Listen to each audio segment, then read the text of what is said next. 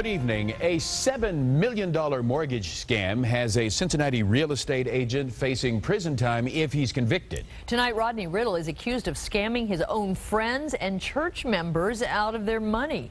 9 News reporter Sayed Shabir is live at the federal courthouse downtown with new information. Sayed? Well, Carol and Clyde, in this 9-page court document, the U.S. Attorney's Office is accusing Riddle of receiving $6.9 million in fraudulent loans from 59 different properties across Cincinnati. Tonight, he faces 5 counts of fraud that have a maximum penalty of 150 years in jail on top of a $5 million fine.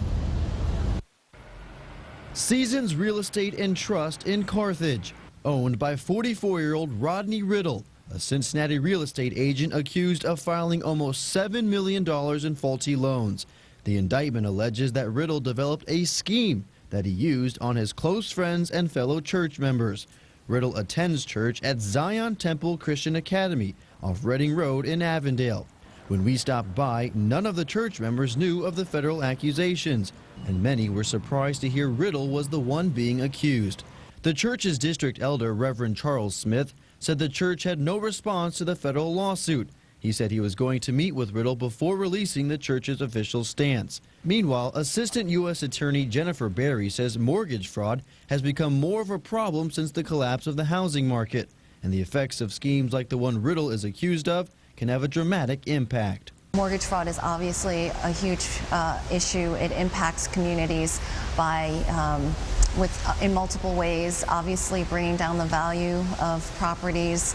Mortgage fraud is a major problem in why all of these foreclosures are happening. The indictment says Riddle allegedly lied on loan applications about his clients' incomes and down payments. It's obviously huge losses that are being alleged in the indictment. And by huge, the indictment shows the majority of properties Riddle was involved with have been foreclosed, and those losses alone total more than $2.5 million.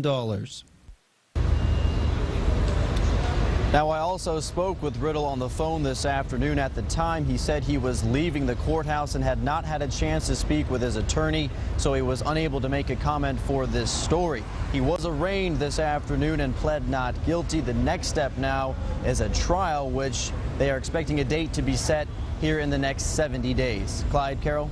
All right, Sayed Shabir reporting live downtown.